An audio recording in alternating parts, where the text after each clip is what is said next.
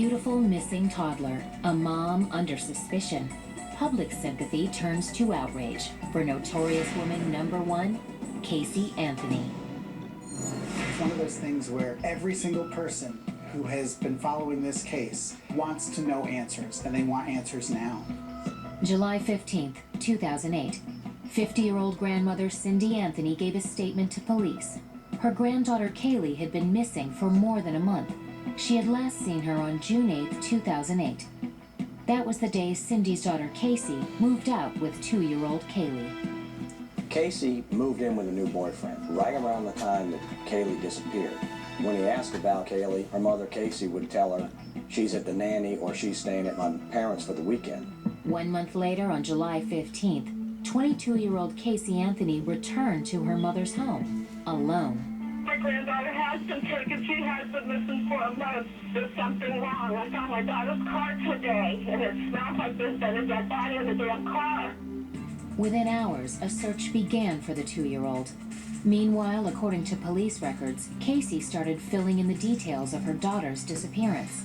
Casey claimed that she left her daughter at Sawgrass Apartments with a nanny. However, that story started falling apart pretty quickly when the police found out that that apartment that she claimed to have left her daughter had been vacant for 10 months. Casey told everybody that the babysitter had taken her daughter to the park, and that was the last time that she had ever seen her. That she didn't want to compromise getting her daughter back, and that's why she told no one. She kept it a secret, was trying to work it out for herself.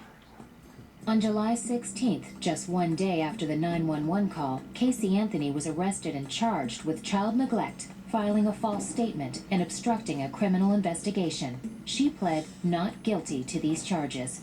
The story of the missing toddler quickly became front-page news. Pictures of her were splashed all over. She's a very cute 2-year-old, almost 3.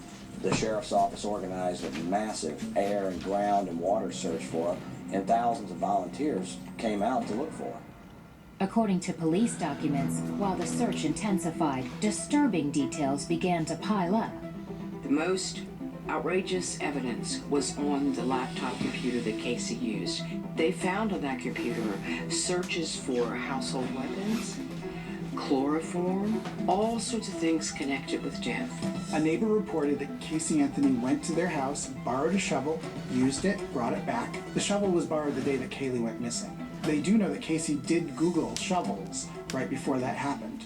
A cadaver dog was brought in to sniff the trunk of Casey's car. As it turns out, and the evidence developed, cadaver dogs did alert on the smell of a decomposing body, and that's one of the most powerful pieces of evidence against Casey in this case. As news stories swirled, Casey's parents put on a brave face. They haven't proven anything that Kaylee's been in the back of that trunk. The person who was in the back of my granddaughter's car is not my granddaughter. The Anthony family believed what they wanted to believe. It was hard for them to wrap their minds around the fact that their granddaughter was gone, and so they held out hope. Cindy and George Anthony visited their daughter in jail. All I'm trying to do is find Kaylee for both of us. My only concern is that Kaylee comes back to us, and she's smiling, and she's happy, and that she's okay. According to police, Casey maintained her story that Kaylee was abducted. Casey told the police that she worked for Universal Studios. So they said, fine, we will take you to Universal Studios because you can show us the people who you've been interacting with for the past 30 days. Eventually, the police got her into the building, and Casey led them on this wild goose chase until she was forced to admit that she hadn't worked there in years. Soon, photos surfaced of Casey partying at a local nightclub the week after Kaylee disappeared. Still, Casey and her family kept a united front. The community challenged the Anthony family.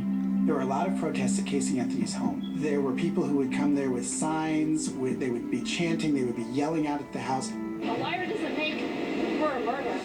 According to court documents released in August of 2008, a forensics lab in Tennessee confirmed the presence of a decomposing body in the trunk of Casey's car.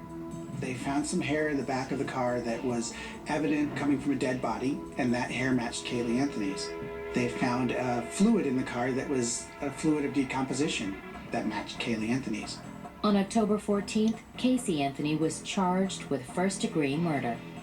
The grand jurors felt that there was sufficient evidence to indict her even on a first-degree murder without a body, and this is very unusual. They felt really confident that they had the right person responsible, that the little girl was no longer with us because of the compelling circumstantial evidence. Casey was also indicted on 6 other charges, including manslaughter and 4 counts of lying to detectives. Anthony's attorney entered a plea of not guilty. She has been a victim just as much as Kaylee has. On December 11th, a sudden break in the case. This is Orange County Utilities Emergency Dispatch. We found a human skull. Oh my gosh. Meter reader Roy Kronk found the body of what he believed to be Kaylee Anthony in about a quarter-mile wooded area from the Anthony home. The first thing that the meter reader noticed was that there was still some hair attached to a skull, and there was duct tape wrapped around the mouth.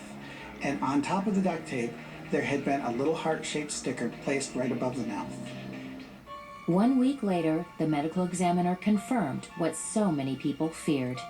With regret, I'm here to inform you that the skeletal remains found on December 11th are those of the missing toddler, Kaylee Anthony. The Anthony family decided to throw a public memorial, which lasted about 2 hours, and it had a lot of mourners that were there to pay their respects to the little girl that had just captured their hearts. Casey Anthony insists she's innocent while awaiting trial in the Orange County Jail.